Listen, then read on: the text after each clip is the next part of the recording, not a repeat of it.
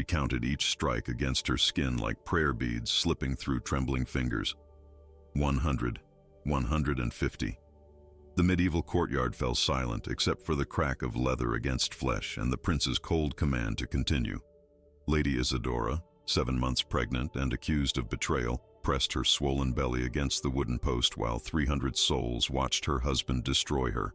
But high above on the royal balcony, the king gripped the iron railing until his palms bled, his face twisted in agony that had nothing to do with mercy and everything to do with a secret buried 18 years deep in ash and screaming. The whip fell again, and somewhere in Isadora's fracturing mind, a memory surfaced. A kitchen filled with smoke, a mother's lullaby cut short, a 5-year-old girl hiding behind flour barrels while soldiers burned everything she loved, and a voice giving orders, young and desperate and trying to sound certain. The same voice that just commanded the executioner to stop before the sentence was complete. The same voice that has been haunting her nightmares for nearly 2 decades. What the prince doesn't know could destroy 3 lives. What the king is hiding could topple a kingdom. And what Isadora remembers might be the deadliest weapon of all. Because sometimes the cruelest wounds aren't made by whips. They're made by the truth. The whip cracked through the morning air like thunder-splitting stone, and Lady Isadora's scream died in her throat before it could fully form. Her knees buckled against the wooden post in the castle courtyard, her swollen belly pressing against the rough timber as another lash tore through the silk of her dress, then through skin, then deeper still into places where a 23-year-old woman carrying life should never feel such fire.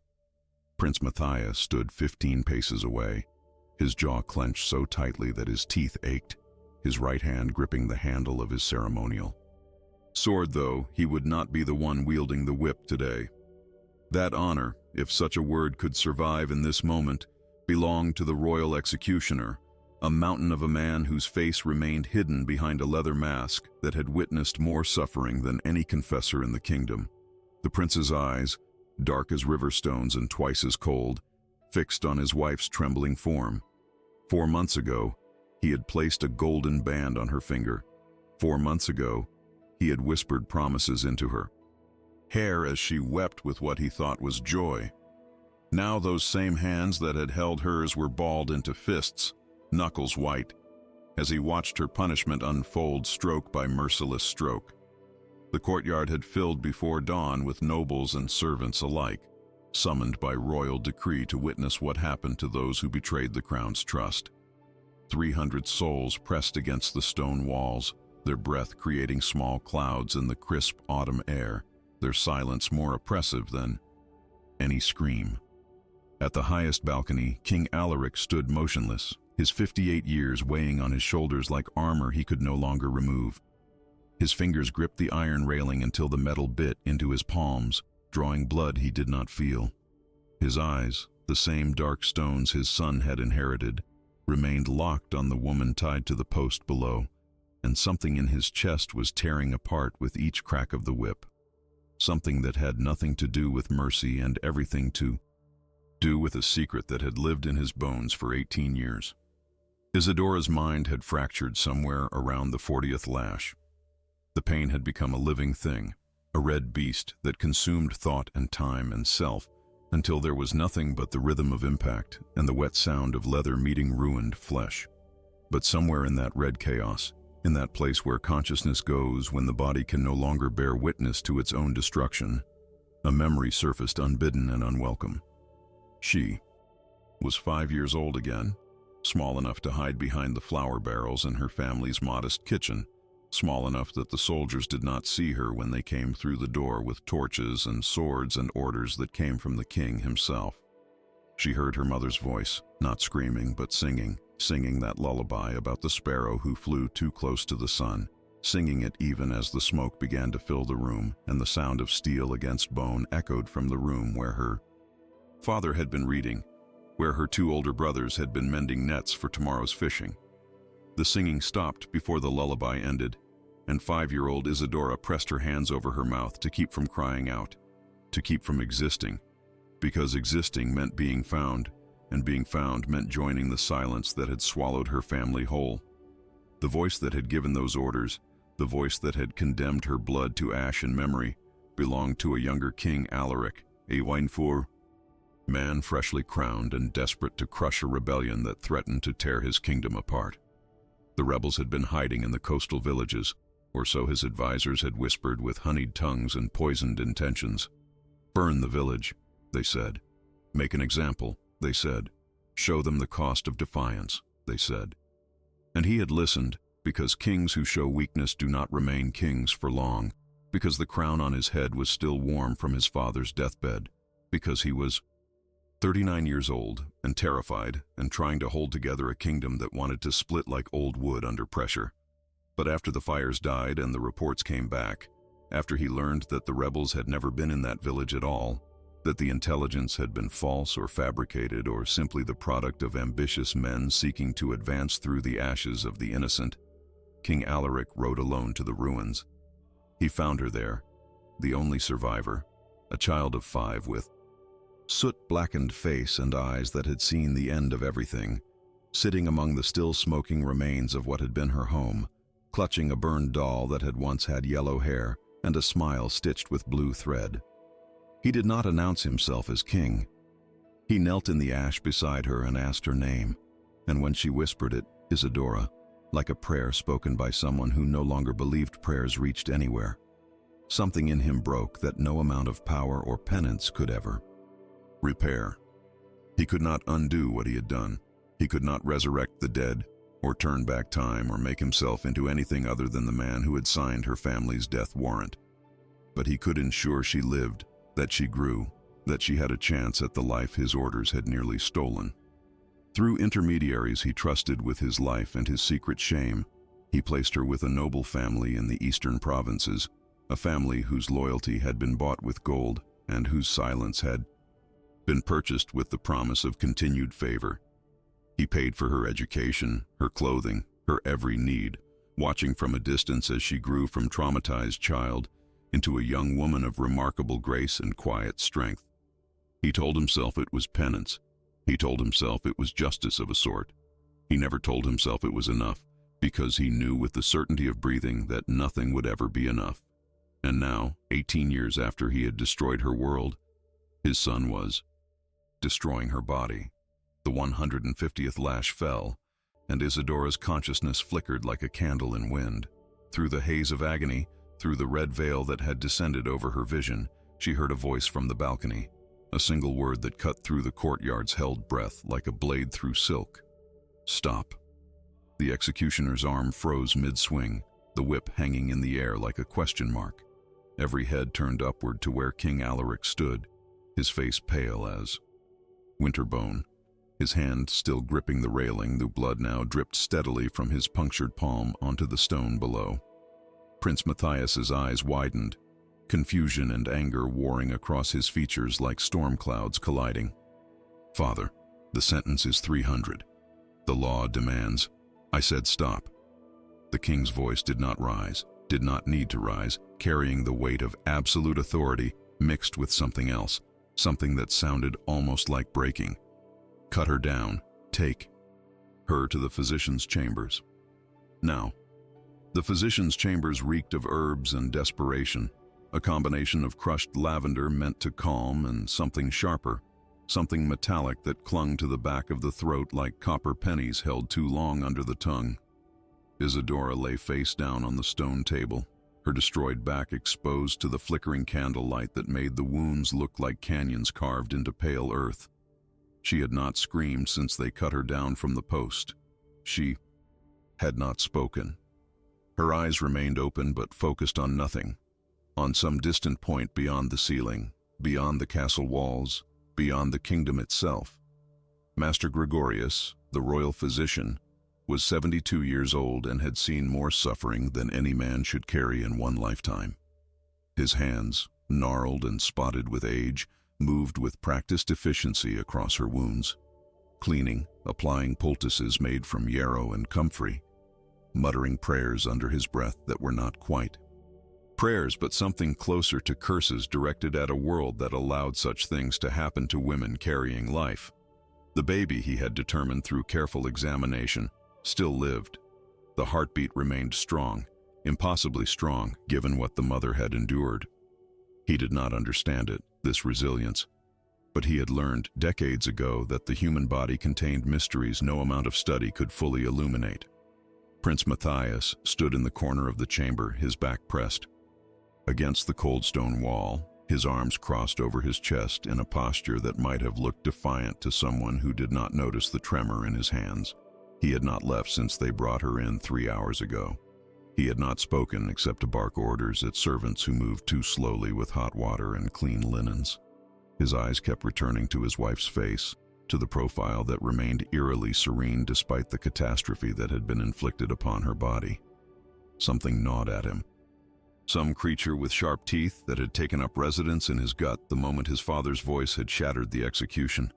Some doubt that tasted like ash and regret. The door opened without warning, without the courtesy of a knock, and King Alaric entered with the weight of his crown visible in every measured step. He had changed from his ceremonial robes into simpler clothes, but the blood-stained hand he had wrapped in linen told its own story. Matthias straightened immediately, his jaw tightening, prepared to defend his actions, prepared to cite law and custom and the need for public justice. But his father did not look at him. The king's gaze went directly to the woman on the table, to the ruin of her back, and something in his face collapsed inward, like a building losing its foundation. "Leave us," the king said, his voice barely above a whisper, but carrying enough authority that Master Gregorius immediately began gathering his implements.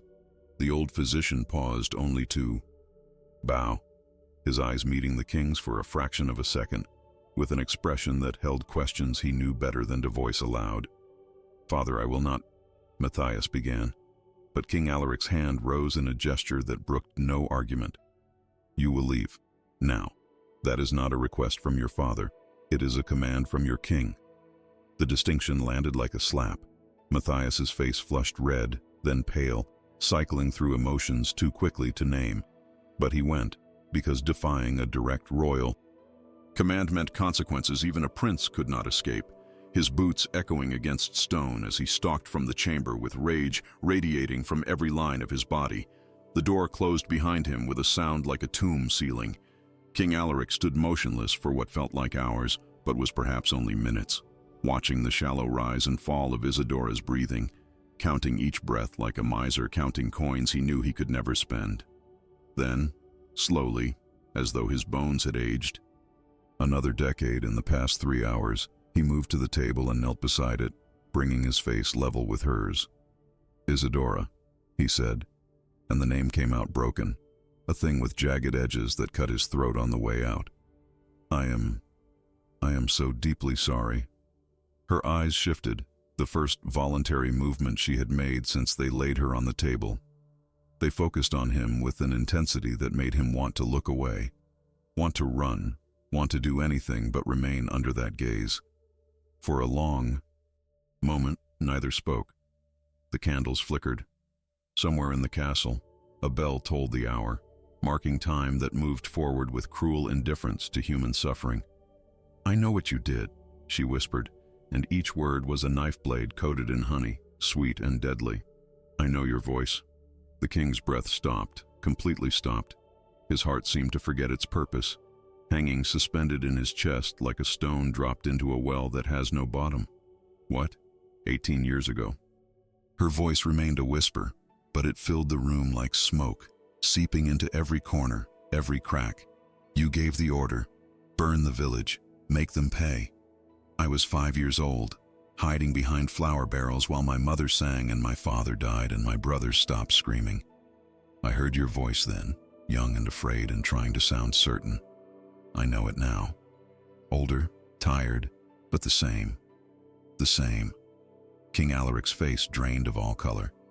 His hands began to shake, not the subtle tremor of age, but the violent shaking of a man whose carefully constructed world had just revealed itself to be paper and wishes.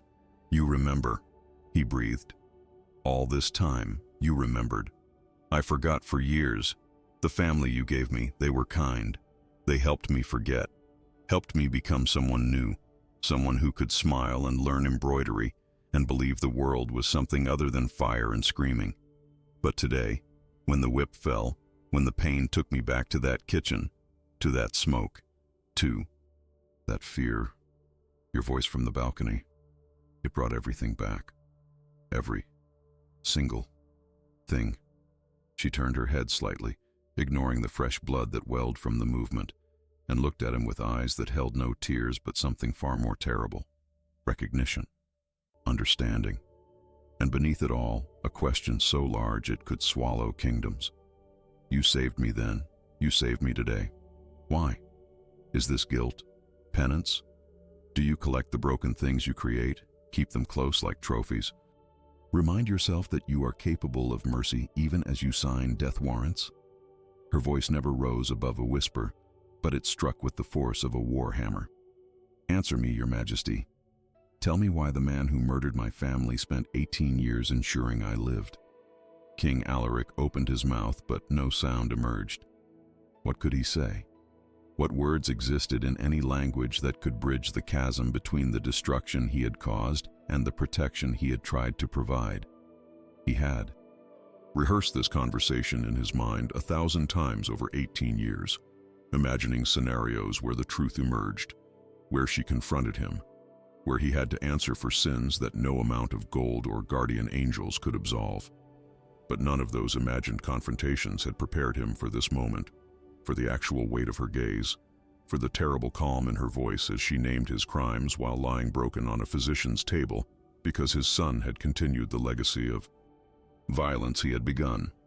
Because, he finally managed, and his voice cracked like ice over a thawing river, because I cannot undo what I did, because your face haunts me every night, because I am a coward who could not die with his guilt, and so tried to purchase some fragment of redemption by ensuring you had a life. I failed. God help me. I have failed you twice now. Isadora's lips curved into something that might have been a smile if smiles could contain such darkness. Your son just whipped me 150 times for a crime I did not commit. I am carrying his child, your grandchild, and he did not stop even when I begged. But you did. You stopped him. So tell me, King Alaric, what happens now? Do you tell him who I am? Do you reveal that you slaughtered my blood and then raised me like a pet project? Do you explain that he just brutalized a woman you have been secretly protecting for nearly 2 decades? The king had no answer. The candles continued to flicker. The baby in Isadora's womb continued to live, beating its tiny fists against a world it had not yet entered but had already learned was cruel. And in the hallway outside, Prince Matthias pressed his ear against the door, hearing fragments of a conversation that made no sense, that spoke of villages burning and voices remembered, and secrets that sounded like madness or truth. He could not tell which. And the confusion in his chest began to transform into something far more dangerous. Prince Matthias did not sleep that night. He paced his chambers like a caged wolf, his boots wearing invisible patterns into the stone floor as fragments of overheard conversation crashed against each other in his mind, like warships in a storm. Villages burning, voices remembered. 18 years. His father's broken confession, his wife's whispered accusations that carried the weight of absolute certainty. None of it made sense, yet all of it fit together with a precision that made his stomach turn. He had married Isadora 4 months ago at his father's unusual insistence. The suggestion had come during a private dinner, casual on the surface but weighted with something Matthias had not understood at the time. The Lady Isadora would make a fine princess, his father had said, swirling wine in his goblet with studied nonchalance. Her family has served the crown faithfully for years. She is educated, graceful, and the alliance would strengthen our ties to the eastern provinces. Matthias had barely looked at her before agreeing. Marriage was duty, after all, a political arrangement dressed in ceremonial silks. That she happened to be beautiful, with eyes the color of storm clouds and a voice like wind through wheat fields, had been an unexpected gift. That she had wept on their wedding night, trembling in his arms with what he had interpreted as virgin nervousness, but now recognized might have been something else entirely, had not troubled him enough to ask questions. The accusation that led to her whipping had come from Lord Callum, a viper of a man who served as the king's chancellor, a position he had held for 12 years through a combination of ruthless efficiency and an uncanny ability to know which secrets to keep and which to weaponize. 3 days ago, Callum had approached Matthias in the armory, with concern etched across his narrow face, speaking in hushed tones about rumors, about a servant who claimed to have seen Princess Isadora in compromising circumstances with a stable hand before the wedding, about whispers that the child she carried might not be of royal blood. The words had hit Matthias like arrows, each one finding the target of his deepest insecurity. His first wife, the beautiful Katerina, had betrayed him 3 years ago with his own cousin, and the discovery had nearly destroyed him. The thought that history might repeat itself, that he might once again be made a fool, had ignited a rage so complete it consumed all reason. But now, pacing in the pre-dawn darkness, Matthias felt the foundations of that rage cracking. The way his father had intervened, not with political calculation, but with something closer to desperation. The way Isadora had looked at the king with recognition and accusation intertwined. The fragments he had heard through the door about fire and death and protection spanning nearly 2 decades. None of it aligned with a simple case of adultery. None of it made sense unless something far larger and more terrible connected. His father to his wife, something that predated their marriage, something that might predate even Isadora's arrival at court. He needed answers. He needed them now, while the night still held and the castle slept, and the guards changed shifts with predictable regularity. Matthias pulled a dark cloak over his shoulders and slipped into the corridor, moving with the practiced silence of a man trained in warfare since childhood. The king's private study was 3 floors above, accessible only through a narrow staircase that servants used during the day. At this hour, it would be empty, unguarded, because no one expected a prince to burgle his own father's chambers. The study door was locked, but Matthias had learned to pick locks during his military campaigns in the Northern Territories, a skill taught by a grizzled sergeant who insisted that princes who might someday be captured needed to know how to escape. The mechanism yielded after 30 seconds of careful manipulation, and Matthias slipped inside, closing the door behind him with barely a whisper of sound. The room smelled of parchment and candle wax and his father's bergamot cologne, familiar scents that now felt sinister in the darkness. Moonlight streamed through the narrow window, providing just enough illumination to navigate without lighting a candle that might betray his presence. He began with the desk, rifling through correspondence and administrative documents that spoke of grain taxes and trade, negotiations and petty disputes between noble houses. Nothing unusual, nothing that explained the conversation he had overheard. He moved to the shelves, running his fingers along leather-bound ledgers that documented years of royal expenditures. His hand froze on a volume dated 18 years prior. The year Isadora would have been 5 years old if his mental calculations were correct. He pulled it free and carried it to the window, angling the pages to catch the moonlight. Most entries were mundane: payments for castle maintenance, salaries for servants, purchases of horses and weapons and ceremonial regalia. But then, 3 months into the year, a pattern emerged. Monthly payments to Lord Brennan of the eastern provinces, amounts that were substantial but not extraordinary, noted only as special services to the crown. The payments continued month after month, year after year, never varying in amount, never explained in greater detail. Matthias's pulse quickened. Lord Brennan was the man who had raised Isadora, the nobleman his father had praised during that dinner conversation 4 months ago. He replaced the ledger and searched deeper, pulling books from shelves with increasing desperation, until his fingers found something wedged behind a row of historical texts. A wooden box, small and plain, with a lock that took him 2 full minutes to defeat. Inside, wrapped in cloth that had once been white but had yellowed with age, lay a child's doll, burned, blackened by fire. On one side, the painted face half melted, yellow yarn hair singed to brown stubble, and beneath it, a single piece of parchment covered in his father's handwriting. shaky and blotted as though written in great emotional distress. I cannot save the dead, but I can save this one. Let my gold purchase what my conscience cannot. Let her grow without knowing my face is the last thing her family saw before the flames took them. Let this be my penance, however insufficient. I will watch from darkness and ensure she wants for nothing, and I will pray that God judges me less harshly because I saved one child from the ashes of the hundreds I condemned.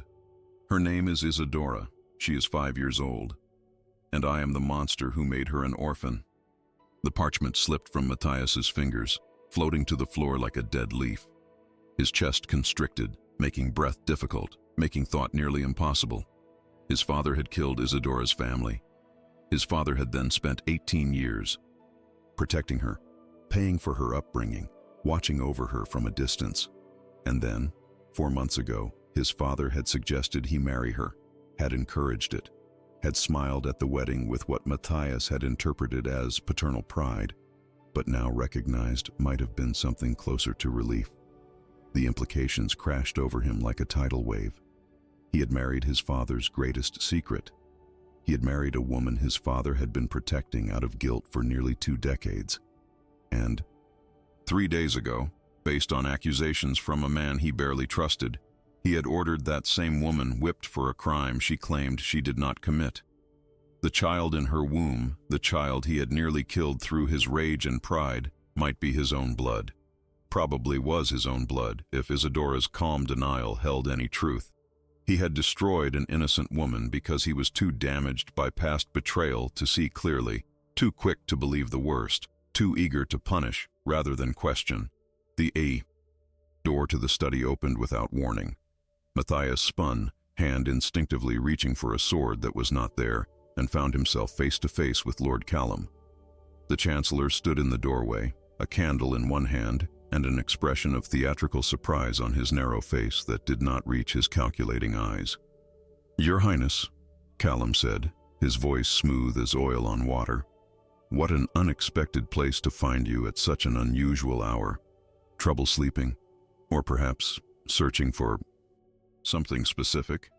Matthias's hand closed into a fist at his side. Every instinct screamed danger. Callum should not be here. No one should be here. Unless someone had been watching, waiting, anticipating that the overheard conversation might drive him to seek answers in exactly this place. "I could ask you the same question, Chancellor. Do you make a habit of wandering the castle at night, appearing in rooms where you have no business?" Callum's smile widened, showing teeth that seemed too sharp in the candlelight. "I have business everywhere in this castle, Your Highness. It is my duty to protect the Crown's interests after all, and sometimes those interests are threatened by uncomfortable truths that should remain buried." His eyes dropped to the burned doll lying exposed on the desk, to the parchment on the floor, to the open box that held secrets meant to stay hidden. "It seems you have discovered one of those truths. The question now becomes, what will you do with this knowledge? And more importantly, what will I do with the knowledge that you have it?" The candle in Lord Callum's hand cast shadows that seemed to writhe across the study walls like living things, transforming the familiar space into something predatory and strange. Matthias stood frozen, his mind racing through possibilities and outcomes, calculating the weight of what he now knew against the danger of Callum knowing that he knew. The Chancellor's smile remained fixed in place, patient and serpentine, waiting for the prince to make the first move in a game whose rules had just been rewritten. "You planted those accusations," Matthias said, his voice low and sharp as a blade drawn slowly from its sheath. "The servant who claimed to see Isadora with the stable hand. The rumors about the child's parentage. That was you, wasn't it? You manufactured the entire thing."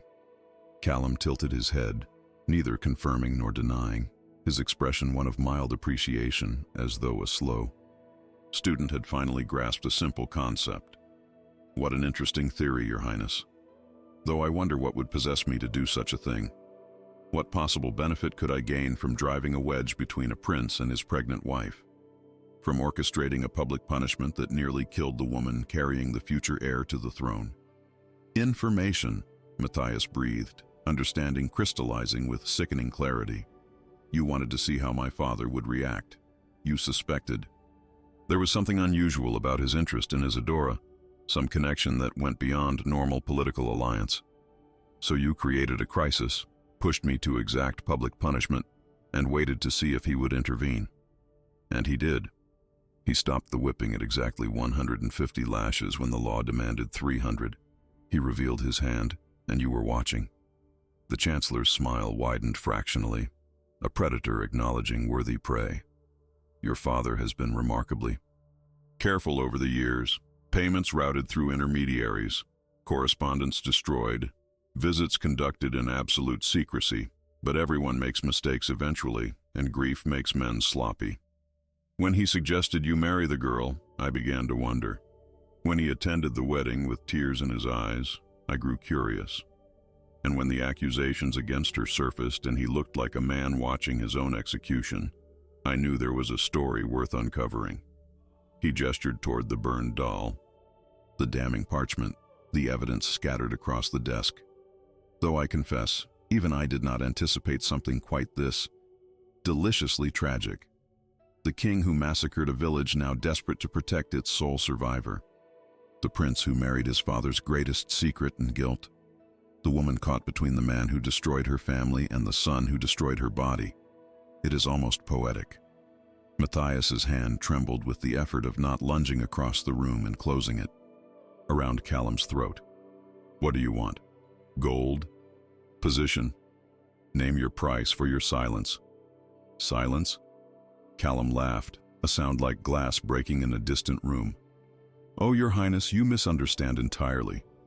I do not want silence. I want quite the opposite. I want this story told, carefully and strategically, to exactly the right people at exactly the right time. I want the nobles who still harbor resentment over your father's ruthless suppression of the coastal rebellions to learn that he has been secretly protecting a survivor, guilt-stricken over a massacre that was based on false intelligence.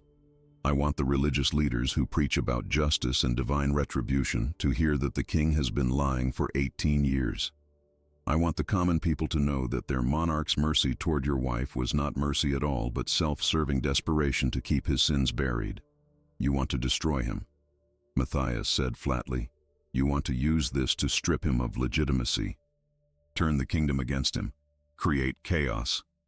I want what I have always wanted, Callum corrected, his voice dropping to something almost intimate, almost honest. Power. Your father is old, Matthias. 58 years and failing health he hides from the court. He will not live another decade, perhaps not another 5 years. When he dies, you inherit the throne, but you are untested, unmarried to a woman of questionable loyalty, and now responsible for a child whose very existence is tainted by this scandal. The kingdom will be unstable, vulnerable, in need of strong guidance from experienced advisors, from a chancellor who knows where all the bodies are buried, so to speak. He paused, letting the implications settle like sediment in murky water. Or, alternatively, if this information were to become public now, your father would be forced to abdicate in disgrace. The nobles would demand it, the people would riot, and you, dear Matthias, would inherit a kingdom in chaos, which you would be woefully unprepared to manage alone. You would need someone who understands the mechanisms of power, someone who has been manipulating those mechanisms for 12 years, while your father believed himself cleverly in control. The room seemed to shrink, the walls pressing inward, the air growing thick and difficult to breathe. Matthias understood now the full scope of the trap. Callum held information that could destroy the kingdom's stability regardless of when or how it was released. Immediate exposure meant chaos and his father's ruin. Delayed exposure meant years of blackmail and manipulation, with Callum pulling strings from the shadows, accumulating power until he effectively ruled in all but name. Either way, the Chancellor won. There is a third option, Matthias said slowly, his mind working through possibilities like a general surveying a battlefield. I could kill you right now. No witnesses. Make it look like you interrupted a thief in the king's study. Dispose of the body in a way that raises no questions.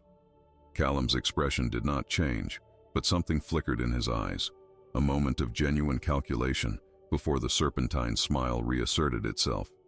You could try, but I am not foolish enough to keep such valuable information only in my head. Written documentation exists, currently held by individuals who have instructions to release it should anything unfortunate happen to me.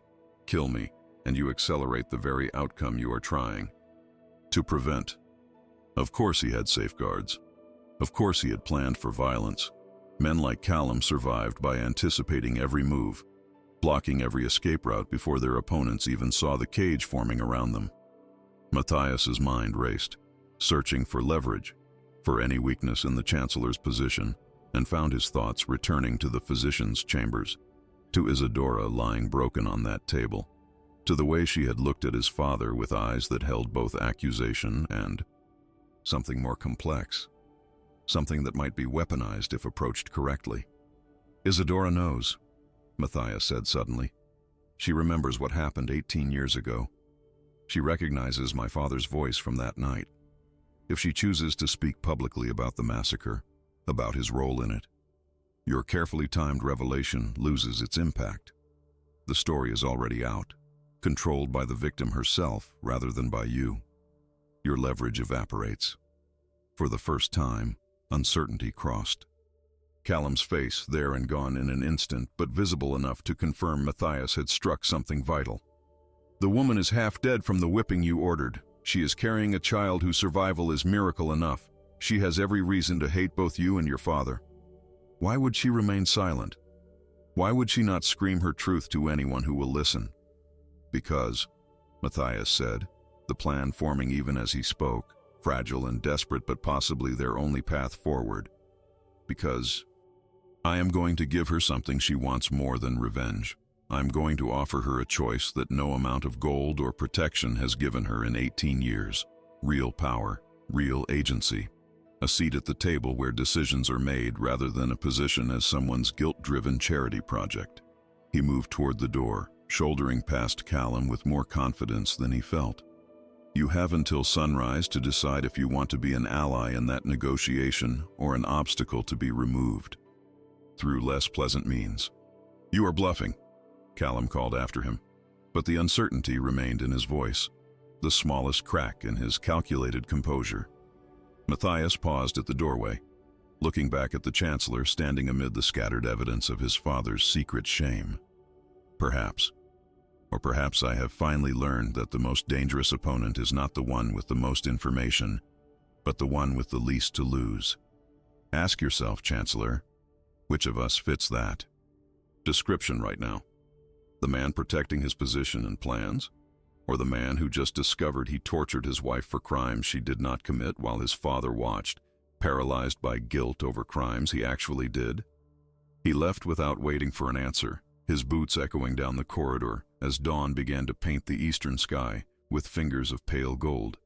Behind him, Lord Callum stood alone in the study, staring at the burned doll on the desk, recalculating odds and outcomes, realizing for perhaps the first time in 12 years that he might have underestimated the capacity for desperate men to become dangerous when cornered. Dawnlight filtered through the narrow windows of the physician's chambers like pale honey, illuminating dust motes that danced in the air with indifferent grace. Isadora had not slept.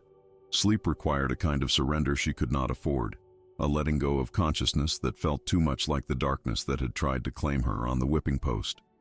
Instead, she had spent the night cataloging pain, measuring it in increments, learning its geography across her destroyed back the way cartographers learn coastlines. Master Gregorius had given her something for the agony, a tincture made from poppy seeds that dulled the sharpest edges, but left her mind mostly clear, mostly capable of the thinking she needed to do, now that the world had revealed itself to be so much more complicated than she had understood even yesterday. The door opened. Quietly, carefully, as though whoever entered feared disturbing something fragile. Isadora did not turn her head. The movement required would cost more than she was willing to pay, but she recognized the footsteps, heavier than the physician's shuffling gait, more hesitant than the king's measured tread. Prince Matthias, Her husband, the man who had ordered her destruction, the man who was also, she had learned through 18 years of careful observation and education in the ways of court, capable of surprising complexity when pushed beyond the boundaries of his comfortable assumptions. "You should not be here," she said, her voice still a whisper but steadier than it had been hours ago. The poppy tincture helped with that too, creating a distance between her body and her mind that allowed words to form without dragging pain along with them. "Your father ordered everyone away, even you, especially you." Matthias moved into her limited field of vision, and she saw immediately that something fundamental had shifted in him, the rigid certainty that had characterized his bearing yesterday. That absolute conviction in his own righteousness that had allowed him to watch 150 lashes fall without flinching had cracked apart. What remained looked raw and uncertain. A man who had discovered the ground beneath his feet was not solid stone but thin ice over deep water. His eyes were bloodshot, suggesting he had not slept either, and his hands kept clenching and unclenching at his sides as though trying to grasp something that kept slipping through his fingers. "I know," he said, and the words came out rough, scraping against his throat like broken glass. "I know what my father did to your family. I found the evidence in his study. The doll, the confession, the payments to Lord Brennan spanning 18 years. I know he killed them, and I know he has been protecting you ever since out of guilt. And I know that when I married you 4 months ago, I had no idea I was marrying his greatest secret and his deepest shame." Isadora's breath caught, not from pain, but from surprise. She had not expected him to learn the truth so quickly, had not anticipated that he would go searching for answers rather than simply accepting his father's intervention as royal prerogative. It changed the calculations she had been making through the long night, shifted the possibilities in ways she had not yet fully mapped. "And now that you know," she said carefully, "what do you intend to do with that knowledge?" "That depends on you." Matthias pulled a chair close to the table, sitting so that his face was level with hers, close enough that she could see the fine lines around his eyes, the shadow of beard that suggested he had not bothered with a razor this morning, the tiny scar above his left eyebrow from some childhood accident he had probably never told anyone about. "Lord Callum knows too. He engineered the accusations against you, manufactured the entire scenario to force my father's hand, to see if he would reveal some hidden connection, and he succeeded. He has evidence, documentation, insurance against anyone trying to silence him. He plans to use this information to destroy my father, destabilize the kingdom, and position himself as the only person capable of managing the resulting chaos. So you have come to ask me to remain silent," Isadora said, and something bitter crept into her voice despite her efforts to maintain neutrality. "To protect the man who murdered my family because exposing him would cause political inconvenience. To continue being the secret he keeps, the guilt he feeds, the penance that cost him nothing but gold, while I bear the weight of being both orphan and charity case. That is what you are asking." "No." The word came out sharp, definitive, and Matthias leaned forward with an intensity that made her attention sharpen despite the poppy-induced haze. "I am asking you to take control of your own story, to stop being something that happens to you and become someone who makes things happen. Callum thinks he holds all the power because he controls information, but he is wrong. You hold the real power because you are the one person in this entire catastrophe who gets to decide how the truth is told, when it is told, and what it means." Isadora's eyes narrowed, studying his face for deception, for manipulation, for any sign that this was another trap wrapped in reasonable-sounding words. "Explain." Matthias took a breath, and she watched him organize his thoughts with visible effort, like a man trying to build a structure from materials he had never worked with before. "My father committed a crime 18 years ago. A terrible crime based on false intelligence and bad counsel, but a crime nonetheless. He has been trying to atone through secret protection, through gold and guardianship, but that is not justice. That is guilt management. You deserve actual justice, actual compensation, actual acknowledgement of what was taken from you. But if Callum controls when and how that story emerges, It becomes a weapon used for his purposes, not yours. Your family's deaths become political ammunition rather than a tragedy deserving of real reckoning. So you want me to tell the story first? Isadora said slowly, beginning to see the shape of what he was proposing. To control the narrative before Callum can weaponize it. More than that. Matthias's hands stopped there, nervous clenching, settling flat on his knees with deliberate stillness. I want you to demand recompense that actually matters. Not just gold, not just titles or lands or symbolic gestures. Real structural change. Laws that prevent kings from ordering massacres based on unverified intelligence. Councils that include voices from regions outside the capital. Protections for villages against the kind of military action that destroyed yours. Make your tragedy mean something beyond one man's guilt. And another man's political ambition. The poppy tincture made it difficult to feel the full force of emotions, but Isadora sensed them anyway, distant and muffled like drums heard through thick walls. Anger that he thought he could offer her purpose as though it were his to give.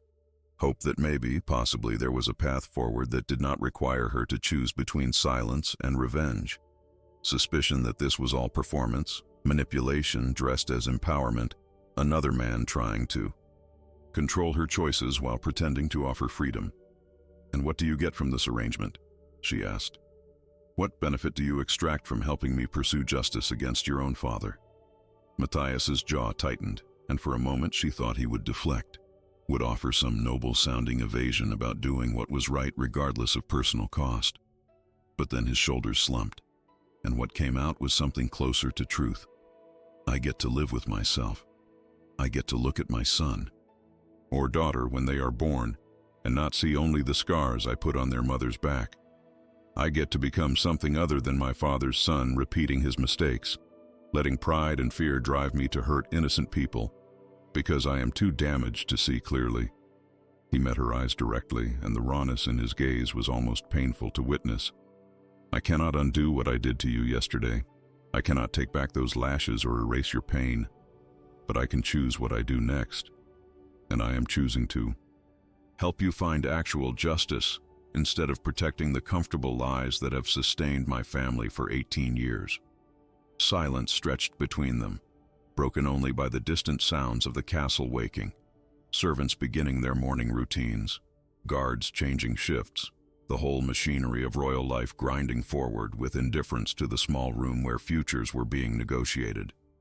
Isadora studied Matthias's face, looking for cracks in the facade, for signs that this was temporary emotion that would evaporate once he had time to reconsider. She found exhaustion, genuine shame, and something that might be the beginning of actual moral courage, tentative and untested, but present. There is a problem with your plan, she said finally. If I speak publicly about what your father did, about the massacre and the years of secret protection, it will not just damage him politically. It will damage you. The nobles will question your legitimacy as heir. They will wonder what other secrets the royal family keeps. They will use my testimony to undermine every decision you make, every law you try to pass. You are offering to help me destroy the foundation of your own power. I know. Matthias's voice remained steady, but his hands had begun to tremble slightly, the full weight of what he was proposing finally settling into his bones. But the alternative is living in a kingdom built on covered-up massacres and guilty secrets, where men like Callum accumulate power by knowing which lies to keep and which to expose. That is not a kingdom worth inheriting. That is not a throne worth sitting on. So yes, I am willing to risk everything to help you tell the truth, because the truth is the only foundation that will not eventually crack and swallow us all. The door opened again, and King Alaric entered without announcement, his face gray as old parchment, his eyes finding Isadora first and then shifting to his son with something like resignation. I heard voices, he said quietly. I had hoped to speak with Isadora alone, but perhaps it is better this way. Perhaps all the secrets should be spoken in the same room, at the same time, so we can finally stop pretending any of us are innocent. The three of them formed a triangle of guilt and consequence in the small physician's chamber, each vertex representing a different species of failure. King Alaric stood near the door, his posture suggesting he was prepared to flee if the conversation became unbearable. Prince Matthias remained seated beside Isadora's table, his hands now gripping the chair arms with enough force that his knuckles had gone white. And Isadora herself, still lying prone with her destroyed back exposed to the morning light, occupied the center of their collective shame like an altar around which they had gathered to confess sins that could never be absolved. "How long have you known?" King Alaric asked his son, his voice carrying the exhaustion of a man who had spent 18 years waiting for this moment, and now found it arriving with worse timing than any nightmare could have predicted. "Since last night," Matthias replied. "I overheard fragments of your conversation with Isadora, enough to know there was something you were hiding, something that connected you to her in ways that had nothing to do with political alliance. So I went to your study and found the evidence you kept. The doll, your written confession, the ledgers documenting payments to Lord Brennan." He paused, and his next words came out harder, edged with accusation. "You suggested I marry her. 4 months ago you looked me in the eye and told me Lady Isadora would make a fine princess, that the alliance would strengthen our position in the eastern provinces. You knew who she was. You knew what you had done to her family, and you encouraged the marriage anyway." The king's face, already pale, seemed to lose what little color remained. His hand reached for the wall to steady himself, and for a moment he looked every one of his 58 years plus decades more, a man aging in real time under the weight of choices that had seemed justifiable once, but now revealed themselves as monstrous. "I thought," he began, then stopped, swallowed, tried again. "I thought if she married into the royal family, if she became princess and eventually queen, it would be a form of restitution. Symbolic, yes, inadequate certainly, but something. Elevating her from the ashes of what I destroyed to the highest position a woman can hold in this kingdom. I thought it would protect her, give her power, make her untouchable in ways my secret payments could never achieve." "You thought it would ease your guilt," Isadora said, her whisper cutting through his justification like a surgeon's blade through infected flesh. "You thought that by making me royalty, you could transform your crime into a kind of fairy tale. The orphan raised to princess, the survivor rewarded. You could tell yourself the story had a happy ending and maybe sleep better at night." King Alaric flinched as though she had struck him, but he did not deny it. "Yes," he admitted, the word barely audible. "Yes, I wanted to believe that. I wanted to believe I could fix what I broke, that enough time and gold and careful manipulation could somehow balance the scales. But I was lying to myself. I knew it even as I did it. Every time I watched you from a distance, every time I received reports about your education or your health or your progress, I knew I was not pursuing your best interests, but rather purchasing a little relief from the knowledge that I am a murderer who happened to be wearing a crown when I gave the orders." Matthias made a sound somewhere between a laugh and a sob, running his hands through his hair with enough force that several strands came away in his fingers. "So you married her to me, your son, the man who has never recovered from his first wife's betrayal, who sees treachery in every shadow, who you knew would be vulnerable to accusations of infidelity. And when those accusations came, when I ordered her whipping, you watched for 150 lashes before finally intervening. 150, Father. That is how long it took for your guilt to overcome your fear of exposure." "I was paralyzed," the king said, and his voice cracked like ice fracturing under pressure. "I stood on that balcony watching my son destroy the woman I had spent 18 years trying to protect, and I could not move, could not speak, because speaking meant revealing everything, and revealing everything meant losing my throne, my legitimacy, my son's respect. So I counted lashes like a coward counting coins, trying to calculate the exact moment when I absolutely had to intervene to save her life without raising too many questions about why I cared so much. And even in that moment of intervention, I was thinking about myself, about protecting my secret, about damage control." He moved closer to the table, his steps unsteady, and looked down at Isadora with eyes that held no hope of forgiveness, but seemed to seek it anyway. "You asked me yesterday why I saved you then, and why I saved you now. The answer is the same. Because I am selfish.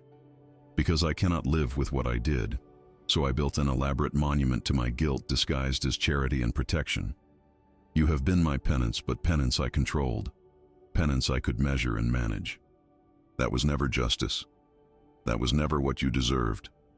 The room fell silent except for the soft sound of Isadora's breathing, measured and deliberate, each breath a small act of will against pain and fury and the narcotic pull of the poppy tincture. When she finally spoke, her words were directed not at the king, but at his son. "Last night I decided I would wait until I was strong enough to travel, then disappear. Take the child when it was born and vanish into some distant province where neither of you could find me. Let you wonder if I was alive or dead. Let the uncertainty eat at you the way grief ate at me when I was 5 years old, hiding behind flour barrels while my family burned. That felt like justice. Clean, simple. A wound I could inflict that would last a lifetime." Matthias's face tightened, but he did not interrupt. The king remained motionless, waiting for the blow he knew was coming. "But then your son came to me this morning with a different proposal," Isadora continued, shifting her gaze to King Alaric. "He suggested I tell my story publicly, that I demand actual recompense, that I use my tragedy to force structural changes that might prevent future massacres from happening to other villages, other families. He offered to help me pursue justice even though it will destroy his own political foundation. And I find myself wondering if that is manipulation or growth, strategy or genuine moral awakening. I cannot tell yet. Perhaps both. Perhaps there is no clean distinction." "What are you saying?" the king asked, and something like hope flickered in his eyes before he visibly crushed it, recognizing that hope was not something he had earned the right to feel. Isadora turned her head slowly, ignoring the fresh blood that welled from the movement, and looked at both men with an expression that held calculation and pain and something harder to name, something that might be the beginning of a power she had never been allowed to claim. "I am saying that I will consider Matthias's proposal. I will consider using my voice to demand changes that matter. But I have conditions, non-negotiable conditions that both of you will meet if you want any chance at redemption, however inadequate that redemption might be." "Name them," Matthias said immediately, leaning forward with an intensity that suggested he would agree to almost anything. "First," Isadora said, her whisper gaining strength with each word, "King Alaric will draft a formal confession, detailing exactly what happened 18 years ago, the false intelligence, the order to burn the village, the deaths of innocent people including my entire family. He will take full responsibility without qualification or excuse. This document will be sealed and held by someone I trust, to be released publicly if either of you attempts to betray me or silence me in the future." The king nodded slowly, his throat working as he swallowed against bile or tears or both. "Agreed." "Second," Isadora continued, "you will establish a royal commission to investigate all military actions taken during the coastal rebellions. Every village burned, every execution ordered, every family destroyed. The findings will be made public, and restitution will be paid to survivors or their descendants. Not secret payments through intermediaries. Public acknowledgement and compensation. That will take years," King Alaric said, not in protest but in hollow recognition of the magnitude. "It will consume resources, damage my legacy, turn the nobility against me as they are forced to confront their own roles in those suppressions." "Good," Isadora said simply. "Let it consume you. Let it cost you. Let it be uncomfortable and expensive and politically devastating. That is what justice looks like when it is real rather than performed." Matthias's expression shifted to something like awe, watching his wife transform from victim to architect of consequence with a precision that suggested she had been planning this through every moment of her long night. "And the third condition?" he asked. Isadora's eyes fixed on him with the full weight of what he had done, what he would have to carry forever, regardless of what came next. You will never touch me again without explicit invitation. Not as husband, not as prince, not as anything. This body, broken as it is, belongs to me and only me. If you want to help me pursue justice, you will do it from whatever distance I require on whatever day I require it. And when this child is born, you will acknowledge it publicly as your heir, but accept that I will be the one who decides how it is raised, what it is taught, what stories it hears about power and violence, and the difference between guilt and actual recompense. Those are my terms. Accept them now, or I leave at first opportunity, and you never see either of us again. 3 weeks passed like water through cupped hands, each day bleeding into the next with a slowness that felt simultaneously endless and insufficient. Isadora remained in the physician's chambers, her back healing with agonizing incrementalism, new skin forming over destroyed tissue in patterns that Master Gregorius said would scar, but not kill, would mark, but not cripple. The baby continued to grow, defying every medical expectation, its heartbeat strong and insistent against Isadora's palm, when she placed her hand on her swelling belly and wondered what kind of world she was bringing this child into. What kind of legacy of violence and attempted redemption would shape its understanding of family. King Alaric had drafted his confession on the 3rd day after their confrontation, writing and rewriting it 17 times until the words carried the full weight of what he had done without the cushioning of justification or context. Isadora had read each version with clinical precision, striking through phrases that softened culpability, adding details he had tried to omit, refusing to let him hide behind passive voice or political necessity. The final document, 7 pages of dense script that spared nothing and no one, including himself, had been sealed and given to Master Gregorius with instructions that made the old physician's hands shake as he accepted the responsibility. If anything happened to Isadora, if she disappeared or died under suspicious circumstances, if she sent him a specific coded message, he was to deliver the confession directly to the Guild of Scribes, who would copy and distribute it throughout the kingdom before the king could stop them. The royal commission had been announced on the 7th day, causing exactly the chaos King Alaric had predicted. 3 senior nobles had resigned their positions immediately, rather than participate in an investigation that might expose their own roles in the coastal suppressions.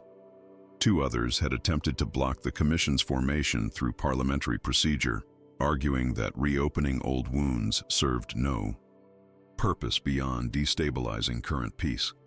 But the king had pushed forward with a grim determination that surprised even his closest advisors, and by the 10th day, the commission had begun its work, sending investigators to villages that had suffered losses 18 years ago, interviewing survivors, examining military records that had been conveniently misfiled or damaged over time. Matthias had honored Isadora's 3rd condition with a discipline that appeared to cost him visible effort.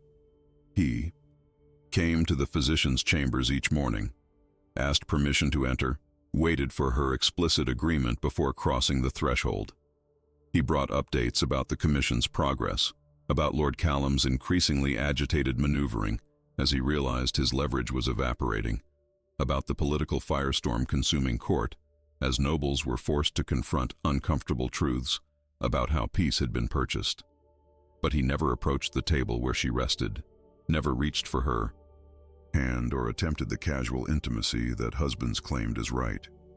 He maintained the distance she required, and something in his eyes suggested he understood he might maintain it forever, that some violations could not be forgiven, no matter how sincere the apology or how thorough the restitution.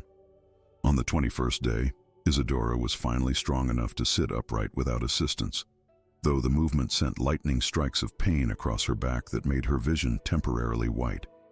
At the edges, Master Gregorius had fashioned a special chair with padding arranged to avoid pressure on the worst scarring, and she sat in it by the window, looking out at the castle courtyard where she had nearly died 3 weeks ago. The whipping post had been removed on King Alaric's order, burned in a pyre that the entire castle had been required to witness, a symbolic gesture that fooled no one but at least acknowledged that some symbols needed destroying. A knock came at the door, hesitant and uncertain. Not Matthias's knock, which had developed a specific rhythm she now recognized. not the king's, which carried apologetic weight even in its percussion. This was different, lighter, accompanied by a voice she had not heard in weeks. "Lady Isadora, may I enter? I have information I believe you will find valuable." Lord Callum, the architect of her destruction, the man who had manufactured accusations to expose secrets, who had pushed Matthias toward violence to see what would shake loose. Isadora's first instinct was to refuse, to send him away with words sharp enough to draw blood. But curiosity stayed her tongue. Curiosity about what the Chancellor thought he could possibly offer now that his careful plans had been dismantled by her refusal to remain a passive victim. "Enter," she said, her voice still carrying the whisper quality that 3 weeks had not fully erased. "But remain near the door. Do not approach." Callum entered with uncharacteristic deference, his usual serpentine confidence muted into something that might have been respect or might have been calculation wearing respect's costume. He held a leather folder against his chest like a shield, and his eyes darted to the window, the door, anywhere but directly at her scarred back visible above the chair's carefully arranged padding. "I will be brief," he said, and the smoothness had left his voice, replaced by something rougher, more genuine, or perhaps just better acted. "The King's Commission has been effective beyond anyone's predictions. 4 villages have already received formal apologies and financial restitution. 6 military officers have been stripped of rank and pension for falsifying intelligence reports that led to unjustified attacks. The nobility is in chaos, the commons are celebrating, and the king's popularity has somehow increased despite him confessing to crimes that would have destroyed any other monarch. You have accomplished in 3 weeks what I could not have engineered in 3 years. You did not come here to congratulate me on outmaneuvering you," Isadora said flatly. "State your purpose or leave." Callum's jaw tightened, and for a moment she saw genuine frustration flicker across his features before he mastered it. "I came to offer information about the night your family died. Information that is not in the king's confession because he does not know it himself. Information about who actually provided the false intelligence that led to the attack, and why." The air in the room seemed to thicken, pressing against Isadora's chest with sudden weight. She forced herself to remain still, to not show the desperate hunger those words ignited. "Why would you give me this? What do you gain?" "Survival," Callum said simply, and the honesty in his voice was almost shocking. "You have proven yourself far more dangerous than I anticipated. You turned a crisis into power, victimhood into leverage, and you did it by refusing to play by the rules." "I expected. I miscalculated catastrophically, and men who miscalculate in the game of power do not often get second chances. So I am offering this information as payment for your mercy, as proof that I can be more valuable as an ally who provides truth than as an enemy you would inevitably destroy." Isadora studied him with the intensity she had developed over 3 weeks of learning to read micro-expressions through a haze of pain and medication. She saw calculation, yes, but also genuine fear. The recognition of someone who had touched fire and learned too late that it burns. "Tell me," she said, "and if I believe you are lying or manipulating, I will ensure your name is the first one the Commission investigates for crimes against the Crown." Callum nodded, opened the leather folder, and withdrew a single page of parchment covered in handwriting that looked decades old.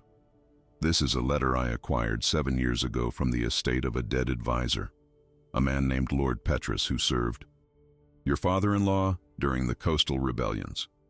It details a conspiracy among 3 nobles who wanted the coastal villages destroyed because they held land claims that would have been challenged if the villages remained inhabited and politically organized. They fabricated intelligence about rebel activity, presented it to the young king through channels designed to bypass verification, and ensured the orders were given before anyone could investigate the claim's validity." "Names," Isadora demanded, her hands gripping the chair arms with enough force that wood creaked. "Give me the names of the men who murdered my family for property disputes. Lord Harwick, who died 6 years ago in his sleep at age 68, Callum said, his voice taking on the clinical precision of a scribe reading inventory. Lord Brennan of the eastern provinces. Lord Brennan? Isadora's whisper became a strangled sound, something between gasp and sob. The man who raised me, the man the king paid to. Protect me?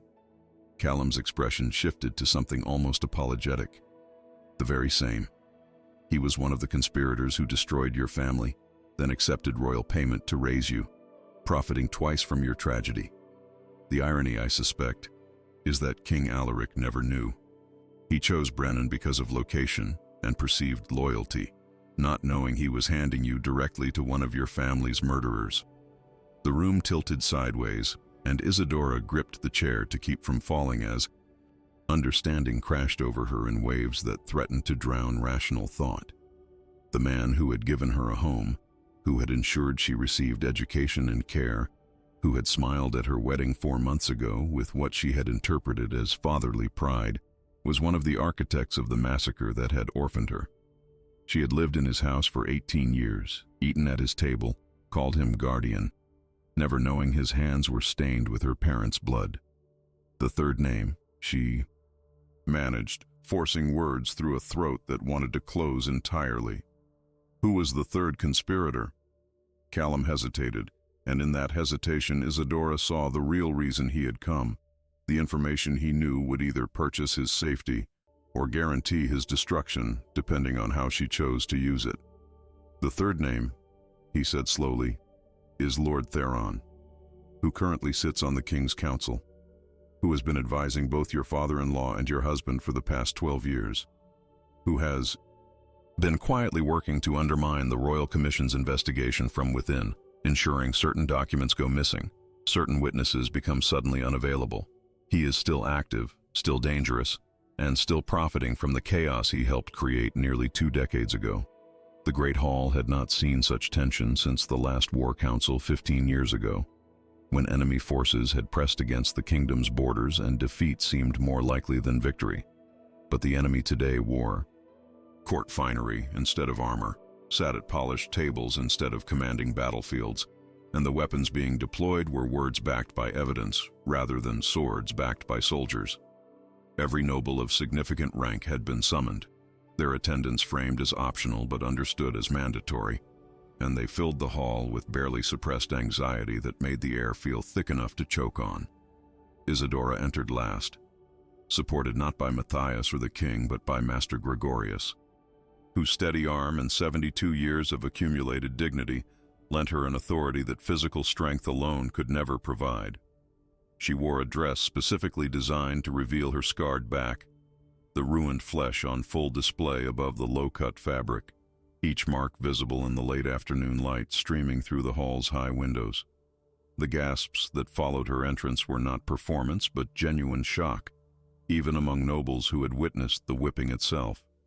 Seeing the aftermath, the permanent evidence of violence inflicted by their prince upon his pregnant wife, transformed abstract memory into visceral reality that could not be dismissed or rationalized away.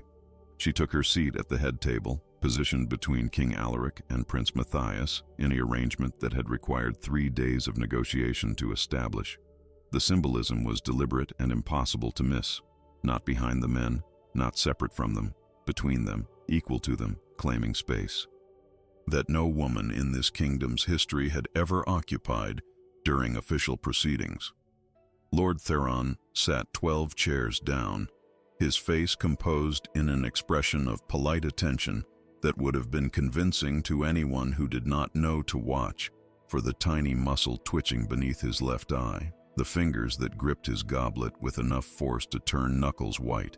He was 61 years old, had served the crown for nearly 3 decades through 3 different kings, and had survived every political upheaval through a combination of strategic invisibility and carefully cultivated usefulness. He did not yet know that his survival had ended 24 hours ago, when Isadora had presented Lord Callum's evidence to the king and prince in a private meeting that had lasted until dawn. King Alaric stood, and the hall fell silent with the completeness of held breath. He looked older than his 58 years, the past 3 weeks having carved new lines around his eyes and mouth. But his voice carried clearly when he spoke, steady despite the magnitude of what he was about to say. We are gathered today to address crimes committed 18 years ago during the coastal rebellions, crimes that I have already confessed to publicly through the Royal Commission's report. I ordered the burning of a village based on intelligence I did not verify, resulting in the deaths of innocent people, including women and children. I have begun the process of restitution, but justice requires more than gold and formal apologies. It requires accountability for everyone involved in those decisions, including those who provided the false intelligence that led to them. A murmur rippled through the hall, nobles shifting in their seats with growing unease. This was not the speech they had expected. Confessions of royal guilt were one thing, manageable through political theater and symbolic gestures. But extending accountability beyond the king himself, pulling others into the light of investigation, that was dangerous territory where anyone might be exposed. Evidence has come to light, the king continued, and his eyes found Lord Theron with laser precision, identifying 3 nobles who conspired to fabricate intelligence reports about rebel activity in coastal villages. These men sought to destroy inhabited settlements for personal gain, specifically to eliminate land claims that would have prevented them from seizing valuable coastal territory. They manipulated my advisors, bypassed verification protocols, and ensured orders were given before truth could interfere with their profits. Lord Theron's face remained composed, but the muscle beneath his eye had begun twitching with visible intensity. He set his goblet down carefully, as though afraid any sudden movement would trigger consequences he was not prepared to face. 2 of these conspirators are dead, King Alaric said, his voice taking on weight with each word. Lord Harwick, who passed 6 years ago, and Lord Brennan of the Eastern Provinces, who died in his sleep 2 months ago, ironically just weeks before evidence of his crimes emerged. They escaped earthly justice, but their estates will still provide restitution to the families they destroyed.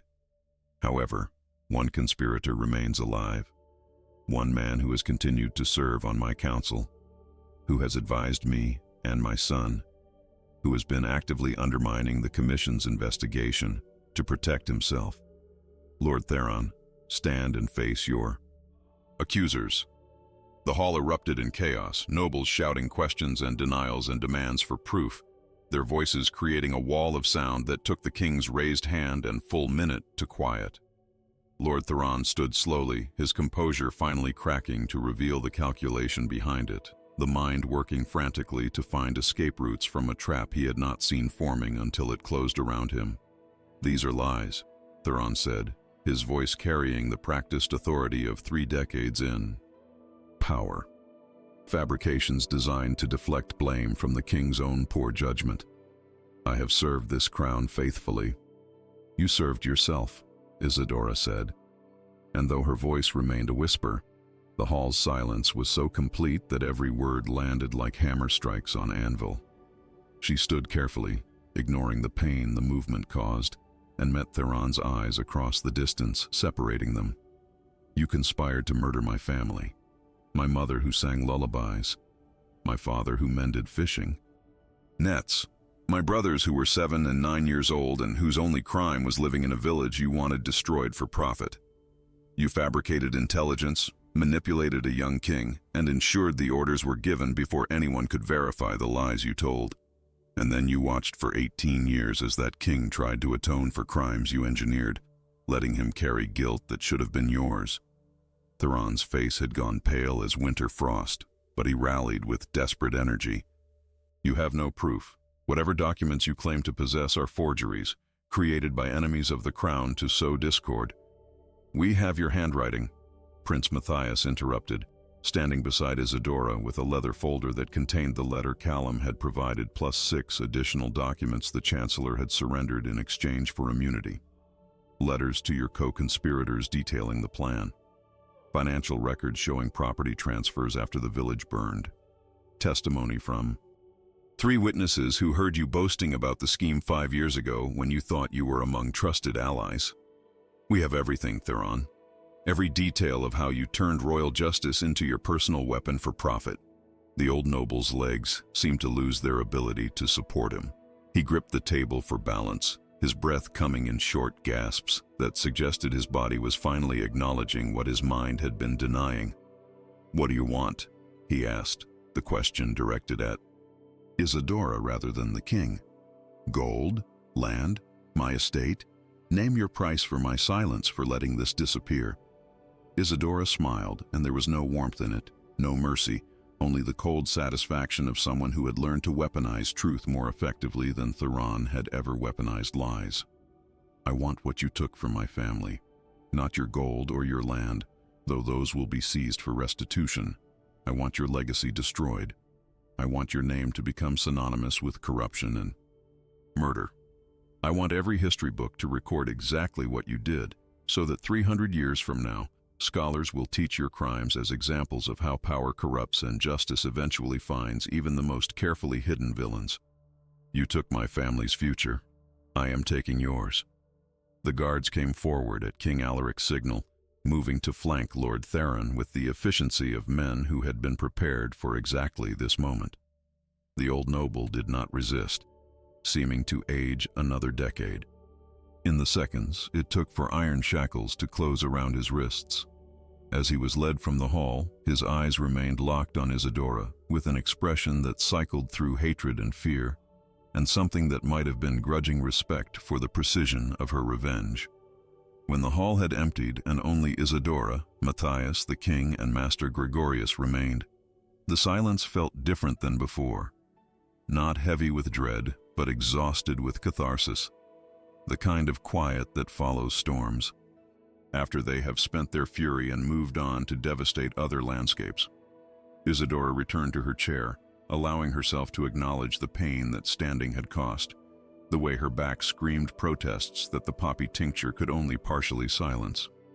"What happens now?" Matthias asked, and the question carried genuine uncertainty, recognition that they had crossed into territory none of them had mapped. Isadora placed her hand on her swollen belly, feeling the baby kick with insistent life, demanding acknowledgement of its presence and future. "Now we build something different," she said quietly. "Laws that prevent kings from ordering massacres without verification. Councils that include voices from all provinces, not just the capital. Protections for the vulnerable that are backed by power rather than charity. We build it slowly, carefully, knowing it will never be enough to truly balance what was lost, but perhaps enough to prevent the next village from burning, the next child from hiding behind flour barrels while their family dies." King Alaric's hand trembled as he reached across the table, stopping just short of touching hers, respecting the boundary she had established but offering the gesture anyway. "I will spend whatever years remain to me trying to build that kingdom," he said, his voice breaking on the words. "Knowing I can never succeed, never truly atone, but trying anyway because the alternative is giving up and letting your family's deaths mean nothing." "And I," Matthias added, his eyes meeting Isadora's with an intensity that acknowledged everything between them, the violence and the tentative cooperation and the vast distance that might never be bridged, "will learn to be the kind of man who deserves to raise this child. If you decide I have earned that right. If not, I will honor your choice and find other ways to serve the justice you are building."